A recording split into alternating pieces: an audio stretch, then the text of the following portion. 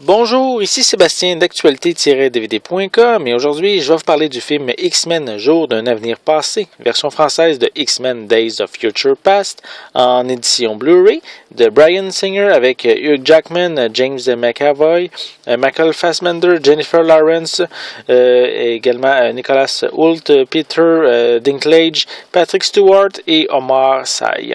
C'est un film distribué par 20th Century Fox et sorti en magasin le 14 octobre 2014. Dans un futur proche, les mutants et les humains ont été décimés par les sentinelles, des robots biologiques capables de copier les pouvoirs des mutants.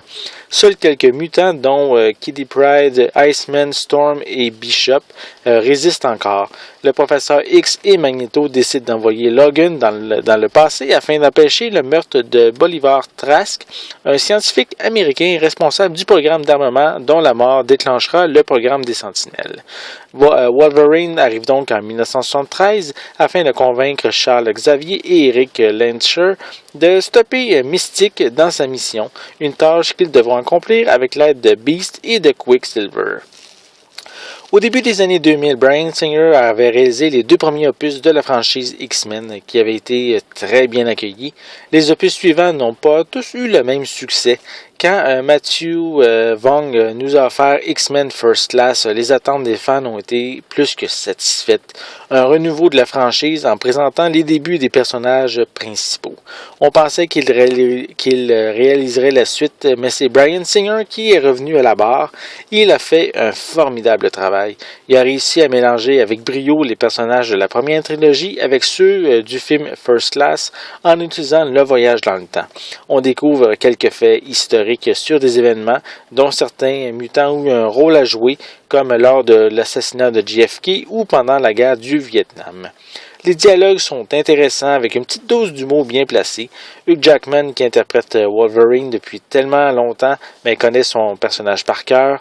James McAvoy et Michael Fassbender sont aussi très bons, aussi bons même que dans First Class.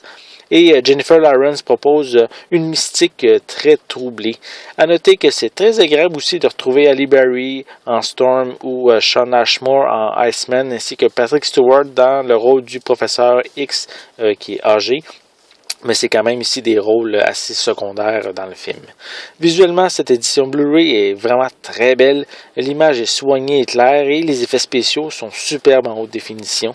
Pour les pistes sonores, elles sont disponibles en anglais DTS HD 7.1, anglais DVS 5.1, français et espagnol 5.1 avec des sous-titres en anglais et espagnol. Pour les suppléments, on retrouve des scènes supprimées. On a Kitchen Sequence qui se concentre sur la séquence qui est vraiment amusante avec le personnage de Quicksilver. C'est quand même un personnage qu'on voit un petit peu dans le film, que vraiment Kitchen Sequence, c'est vraiment sa scène à lui dans le film qui est vraiment très bien réalisée. On a des bloopers, on a Double Take Xavier and Magneto qui focus sur les personnages de Charles Xavier et Magneto dans leur version jeune ou dans leur version âgée. On a également une featurette qui donne un aperçu du projet de Bryan Singer de vouloir réunir les acteurs originaux. On a Classification M qui présente le profil de certains mutants. On a Sentinels for a Secure Future qui focus sur les méchants robots du film. On a également un mode second screen pour avoir accès à de l'info supplémentaire pendant le visionnement du film. On a des galeries d'images, des bandes annonces ainsi qu'une copie digitale. X-Men Day of Future Past propose ici une très bonne histoire, d'excellents effets spéciaux, une petite dose d'humour et vraiment des excellents acteurs. On sait déjà que le prochain film de la franchise s'appellera X-Men Apocalypse et qu'il sera encore dirigé par Bryan Singer. Et j'ai déjà hâte de voir ce film-là. Et une dernière chose avant de terminer. Prenez le temps de regarder le générique jusqu'à la fin. Il y a une séquence supplémentaire qui, pour les fans, va pouvoir en dire quand même grandement. C'était Sébastien. Merci et bon visionnement.